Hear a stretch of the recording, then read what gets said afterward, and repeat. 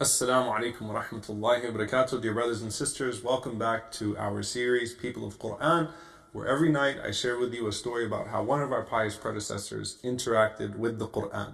So this personally is my favorite story that we're going to go through. We're now into the fourth juz, and it's about Abdullah ibn Umar radiallahu ta'ala anhu. Now, again, we tend to think that these people, were perfect. They had no issues in life, no arguments and things of that sort. But they were very human, and they went through some of the things that we go through in life. So Abdullah ibn Umar radiallahu ta'ala anhu one day, got into a really, really nasty argument with his wife. And they argued and argued, and apparently there was some baggage, and they'd had issues on and off. And Abdullah ibn Umar radiallahu anhu, got into such a severe argument with his wife that he actually left out of the house, and he had kind of decided that he was going to divorce her. So he's walking, and he's thinking to himself, what should I do? What does Allah want from me? What is the closest to the sunnah of the Prophet sallallahu alaihi wasallam? And as he's walking on the streets of Medina, he hears someone reciting the 19th verse of Surah An-Nisa, the second part, which says, وَعَاشِرُوهُنَّ بِالْمَعْرُوفِ فَإِنْ كَرِهْتُمُوهُنَّ فَعَسَىٰ أَن تَكْرَهُوا شَيْئًا وَيَجْعَلَ اللَّهُ فِيهِ خَيْرًا كَثِيرًا. And live with them in kindness. Dwell with your spouses in kindness.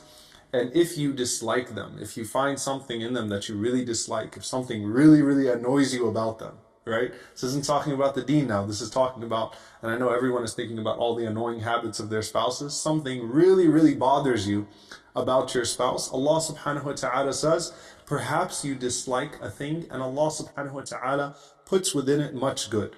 So, look for things that you like about your spouse, try to focus on those things, and sometimes the very things that you dislike about your spouse will actually come in handy in the future. So Abdullah ibn Umar, he took it as a sign from Allah. He's walking out thinking about divorcing his wife, and he hears this man, reciting this verse, which essentially says, focus on the things you like, and be optimistic, be positive, don't rush towards that divorce. So Abdullah ibn Umar, he goes back home, he makes up with his wife, he decides that he's not going to divorce her.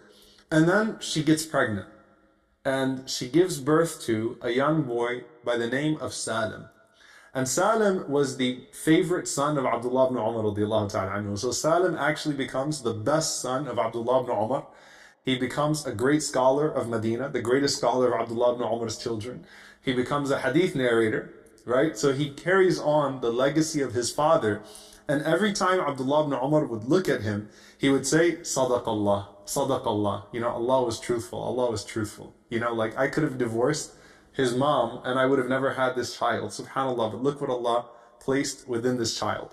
And Salim was such a blessed child actually, subhanAllah, just to really give you some context. You know how some babies, they're born and we all like to think this about our children and they have this special trait right away and you see things in them.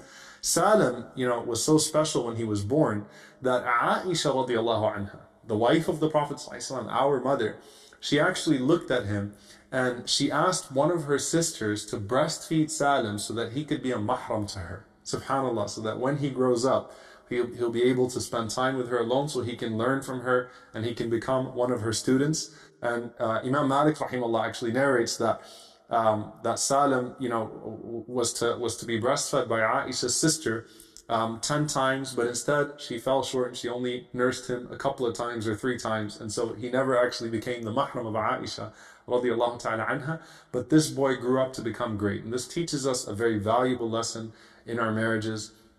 Do not rush towards divorce. Divorce is an option. It's there. Sometimes it's necessary.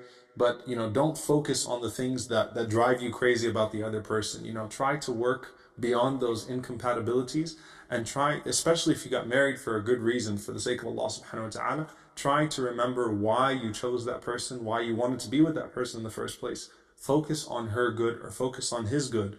And you never know what Allah subhanahu wa ta'ala might bring out of that person. So we ask Allah subhanahu wa ta'ala to grant us, righteous spouses and to grant us righteous children like Salim, and to allow us to apply this beautiful verse from the Quran. Allahumma ameen. Jazakumullahu khairan. I will see you all next time, inshallah ta'ala, for our series, People of Quran. Wassalamu alaikum wa rahmatullahi wa barakatuh.